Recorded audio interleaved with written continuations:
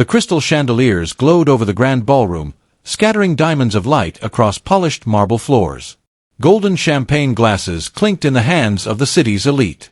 The violins sang their gentle song while cameras flashed, catching the shimmer of gowns, the bow ties, the jewels worth more than some houses. The air was heavy with perfume and power, a room where appearances mattered more than souls. And at the center of it all stood one man. A wealthy man in his 60s. His tailored suit seemed cut from arrogance itself, his diamond cufflinks sparking each time he lifted his hand. He did not walk in the room. He owned it. Guests leaned toward him, laughed too loudly at his jokes, nodded at every careless word. He fed off it, the worship of wealth, the bowing of backs around him. And then it happened. A young waitress approached, her tray steady though her heart pounded.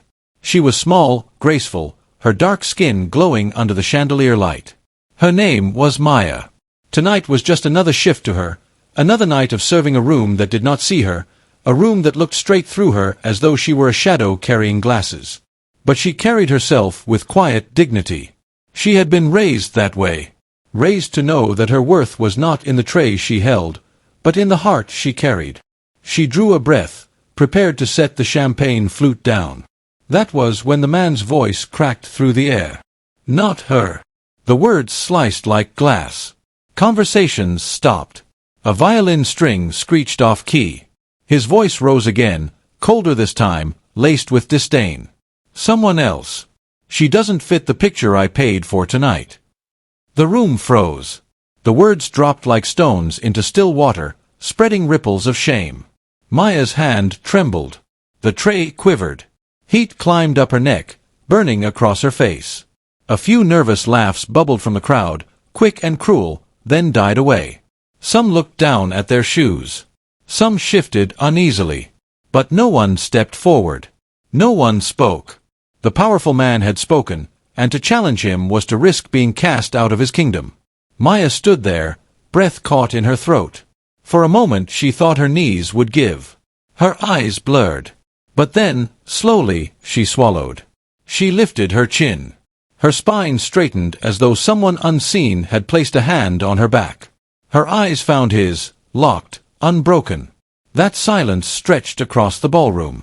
It was louder than the orchestra had been. And though no one yet understood it, that silence would change everything. The room shifted awkwardly back into motion. The music stumbled to life again. The rich man smirked as though he had brushed away a fly. But something unseen hung in the air, a wound struck deep. Guests whispered behind jeweled hands. Their voices were low, sharp. She should leave. Why would she stay after that? Some shook their heads, eyes full of pity. Others muttered agreement with him, eager to align themselves with power. Maya retreated, step by heavy step, each one dragging against the marble like chains. She could hear laughter behind her, laughter that cut sharper than knives. She thought of her mother, tired hands pulling double shifts just to put food on the table. She thought of her father, who once told her, "Hold your head high, even when they try to break you." Especially then. She passed a mirror in the hall, and there it was, her own face, her own eyes swollen with unshed tears. She whispered to herself, her voice trembling but firm. Not tonight. Not like this. Back in the ballroom, the wealthy man laughed loudly at his own jokes, drowning himself in the sound of his own importance. He raised his glass, boasting of his charity donations, bragging about his generosity. The crowd laughed along, smirks bouncing from face to face. To him, Maya was already forgotten, erased. To everyone else, she was a stain he wanted scrubbed from his perfect evening. But she had not left. She stood in the corner, quiet, still, like a storm gathering over calm seas. Guests kept glancing her way, unsure. There was a tension, an expectation. Would she break? Would she disappear? Or would something else happen? Minutes passed. And then a murmur spread. Panic flickered through the organizers. The performer scheduled to sing had cancelled at the last minute. The stage stood empty, the microphone gleaming in the spotlight. A perfect gala now had a hole. The guests murmured nervously, glasses clinking too fast, conversations stumbling. The rich man scowled, waving his hand for someone, anyone, to fix it. And then Maya stepped forward. Her tray clinked softly as she set it down. Each step toward the stage echoed through the silence. The crowd gasped, shocked at the audacity. The same man who had humiliated her barked across the room, his face red. "Get off the stage! This isn't your place!" His voice thundered, but she did not move. She closed her eyes. She drew a breath. And then she began to sing. Her voice rose, soft at first, trembling. A song her grandmother had sung while braiding her hair. A song of history, of pain, of dignity, of hope. The notes carried sorrow and pride, chains and freedom, wounds and healing. The sound poured through the air like water finding every crack in the walls. The room stilled. Forks froze mid-air. Champagne glasses hung untouched. One by one, eyes filled with tears. Her voice carried the weight of centuries, and it pressed against every chest, no matter how wealthy, no matter how proud. The man who had mocked her sat rigid, his smirk fading. His jaw tightened. His chest rose and fell unevenly. For the first time that night, he was the one who could not move. He was the one stripped bare before his own empire. The final note trembled in the air, hovering, refusing to die. Silence followed, heavy and holy. And then it came. Applause. Not the polite tapping of hands, but thunder. People rose from their chairs, clapping, crying, reaching for each other. Strangers embraced, mascara streaking, diamonds catching tears. The wealthy man sat frozen, his hands slack, his eyes glassy. He tried to speak, but no sound came. The arrogance he had worn like armor had shattered. He was left exposed, small, ordinary. Maya did not bow. She did not smile. She turned, walked back to her corner, her head high. She had not sung for their approval. She had sung for herself, for her mother, for her father, for her grandmother's memory. She had sung for dignity. That night was not remembered for the wine or the speeches or the glitter of diamonds. It was remembered for the moment a young black waitress showed the world that dignity is louder than wealth, that truth is stronger than pride, that worth cannot be bought or erased. And the lesson lingered: you can strip someone of position, but never of worth. You can buy a room, but not respect. In the end, respect is not purchased, it is earned. The music played on, but it no longer carried the same ease. It stuttered beneath the weight of what had just happened. The chandeliers still glittered, the champagne still sparkled, but the mood had cracked like fine glass under pressure. Guests tried to act as though nothing had been said, as though the words hadn't burned across the ballroom. Yet the air was thicker now, heavier. Whispers drifted through the room like smoke. "She should just leave," one woman murmured, hiding her lips behind a jeweled hand. "I can't believe she's still standing here," another whispered, her voice sharp with disdain. "She embarrassed him." "That was foolish," a man added, eager to align himself with power. But there were others. A few who shook their heads, their brows furrowed, their expressions full of quiet disapproval. They did not speak up, not loudly enough to matter. Because in that room, voices that challenged wealth rarely lasted long. And so the rich man's insult hung, unchallenged, echoing in the silence between each musical note. Maya retreated toward the edge of the ballroom, her steps dragging like lead weights. Her hands trembled around the empty tray, the cold metal pressing marks into her skin. She kept her chin up, but her heart beat so loud it seemed everyone could hear it. Every laugh behind her sounded sharper, cutting deeper. Every glance felt like a knife. She thought of her mother, a woman who had worked 2 jobs her whole life, scrubbing offices by day, cleaning houses by night. She thought of her mother's hands, raw, blistered, cracked from endless scrubbing. Her mother had once told her, "They will try to make you small, Maya. But you are not small. Never forget that." She thought of her father, a man who had stood tall even when he had nothing, who had told her, "Dignity is something they can't take unless you hand it over." His words rang in her mind now, as if he stood in the shadows whispering them into her ear. But even with their voices in her heart, the humiliation clung to her skin like smoke. She passed a mirror in the hallway, and for the first time that night, she saw herself. Not the professional mask she wore, not the quiet grace she carried, but a young woman fighting back tears that burned at the edge of her eyes. Her reflection stared back at her, vulnerable, wounded. She stopped. She took one long breath. And she whispered, "Not tonight. Not like this." The words were barely audible, yet they grounded her. They steadied her feet on the marble floor. She straightened her back. She lifted the tray higher, as though it were a crown instead of a burden. She returned to the ballroom, her steps firmer, her chin higher. Inside, the rich man was back to his performance.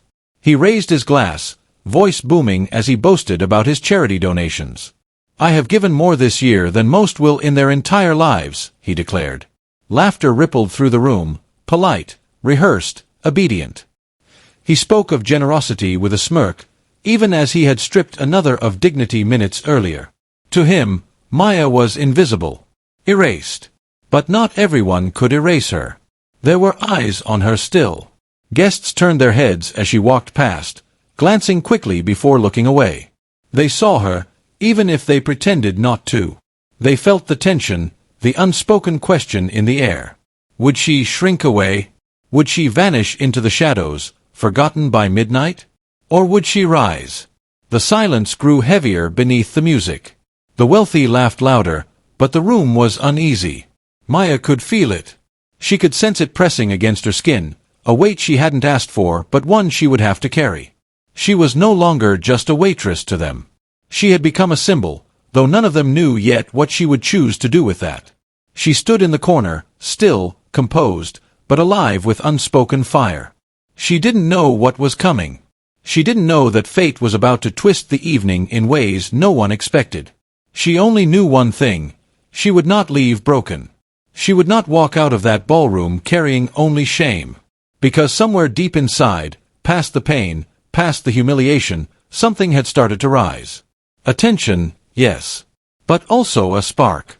A spark that the rich man's insult had lit. A spark that could either burn her down, or set the entire room ablaze. And so she waited, silent, steady, watching. And the guests, though they would never admit it, waited too. Something was coming. They could feel it. They just didn't know what. The night was far from over. The wound had been struck, and though the gala tried to cover it with laughter and champagne, the blood of that insult still stained the floor. And Maya was not done yet. The ballroom glimmered with gold and crystal, but beneath the beauty there was a crack no chandelier could hide. Whispers still drifted like smoke. Eyes kept darting toward Maya in the corner, though most quickly looked away when she caught them. The violins played on, but the notes seemed thinner now, hollow, like music filling a room that didn't want to listen. The rich man stood near the stage, commanding attention as always, his voice booming, his laughter sharp. To him, the night was still perfect. To him, Maya was already erased. But then it happened. A hushed conversation rippled through the organizers, their faces pale. Something was wrong. The performer scheduled to sing that evening, the one meant to fill the room with entertainment and charm, had cancelled at the last minute. A driver delayed. A schedule broken. The stage stood empty. The microphone gleamed in the spotlight, untouched, waiting. A nervous murmur spread through the crowd. "What's happening?" one guest whispered.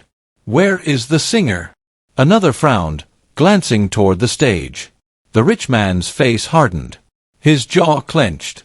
He raised his hand sharply, demanding an answer from the trembling event planner beside him. "Fix it," he barked. "Now." But there was nothing to fix. The show had collapsed before their eyes. The air in the ballroom shifted. The tension that had been building all night now pressed harder against the walls. It was no longer just about a waitress and an insult. It was about something larger, something waiting to break open. And then, Maya stepped forward. She placed her tray down slowly, the clink of the glass against metal ringing like a bell through the hushed room.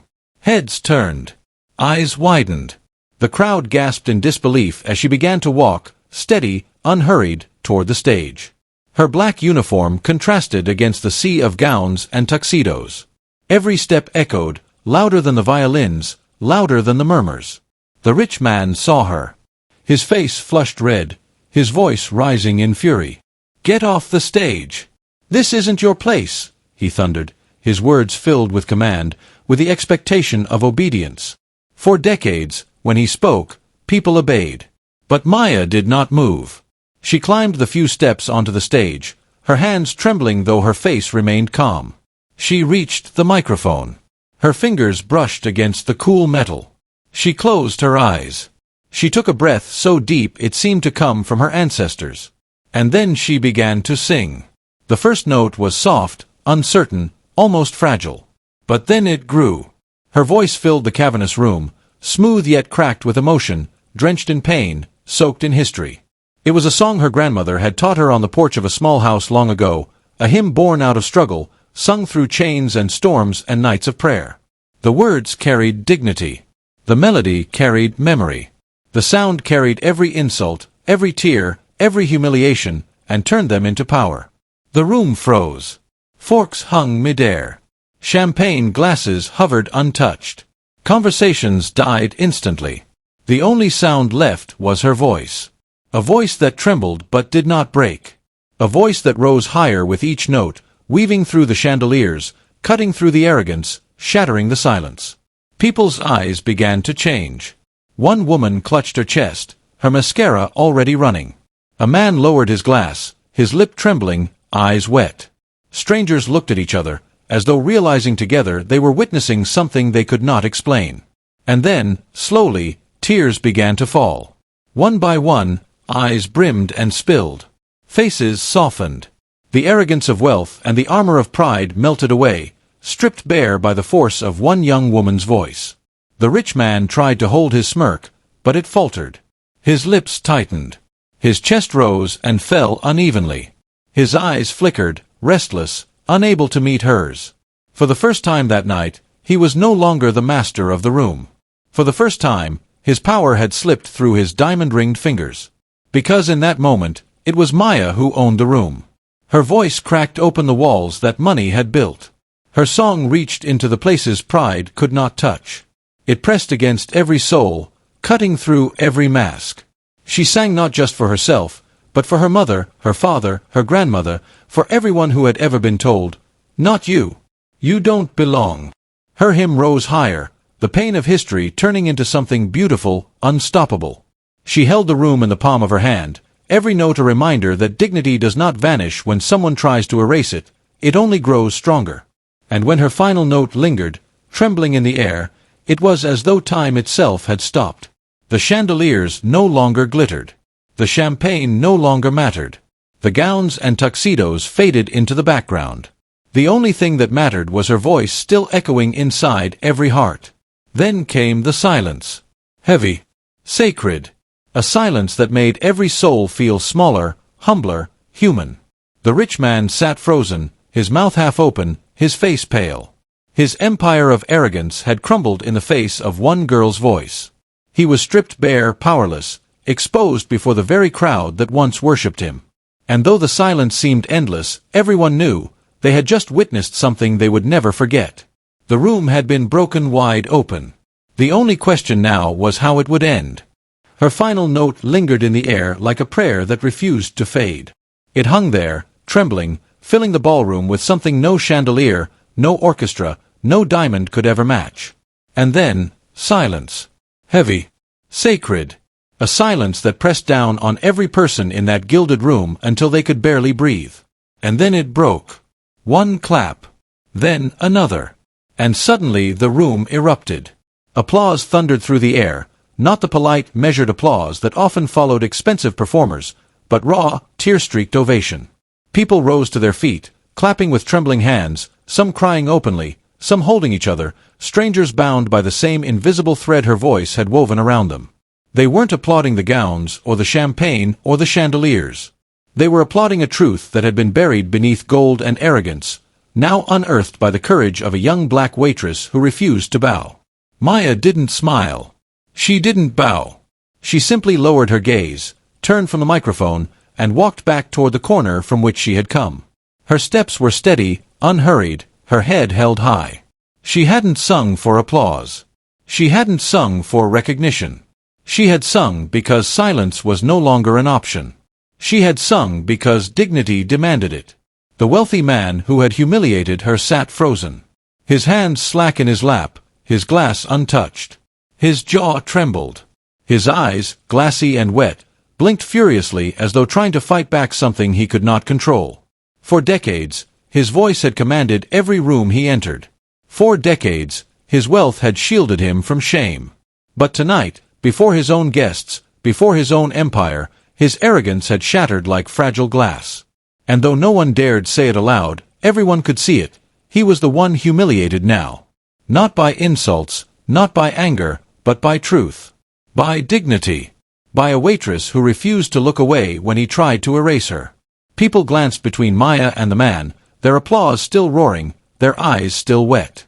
Some nodded toward her with reverence, others looked at him with something like pity. The balance of power had shifted. Wealth no longer held the crown in that ballroom. Dignity did. Maya returned to her corner. She picked up her tray once more, her hands steady now, her face calm. She stood there, silent, as though nothing had happened. Yet everything had. The air itself felt different, cleansed by her song, heavy with its echo. The rest of the evening stumbled forward, but no one remembered the speeches that followed. No one recalled the wine pairings or the golden desserts shaped like roses. The only thing etched into their hearts was her voice, her courage, her refusal to be erased. The wealthy man rose to speak later, but his words fell flat. His voice cracked. His charm dissolved. He was no longer the king of the room. He was a man stripped of his illusion, humbled in front of the very crowd that once worshipped him. Maya did not gloat. She did not seek revenge. She stood, serving glasses once more, quiet as ever, but with her head high, her spirit unbroken, her dignity intact. And though she said nothing, her silence spoke louder than his wealth ever could.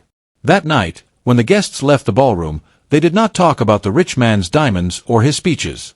They spoke of her. Of the young woman who had turned humiliation into a hymn.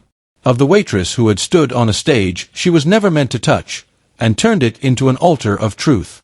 And in their hearts, they carried the lesson she had embodied without saying a word. You can strip someone of position, but never of worth. You can try to erase them, but dignity has a way of shining through the cracks. Wealth may command attention, but respect cannot be bought, it is earned. For the rest of his life, the wealthy man would remember that night. He would remember the silence after his insult. He would remember the eyes that turned from him to her. And most of all, he would remember the sound of her voice, cutting through his arrogance, leaving him small beneath the weight of a truth he could never silence. And for Maya, that night was not about revenge. It was about something greater. It was about showing the world, even for a moment, that power without respect is nothing. That wealth without humility is empty. That no matter how hard someone tries to erase you, your dignity can rise higher than chandeliers, louder than violins, brighter than diamonds. The gala had been planned to showcase wealth. Instead, it became a stage for humanity. A place where the arrogance of one man crumbled, and the courage of one young woman shined. And long after the lights dimmed, long after the last guest had left, the lesson still lingered in the air. Dignity is louder than wealth. Truth is stronger than pride. And in the end, respect is not bought, it is earned.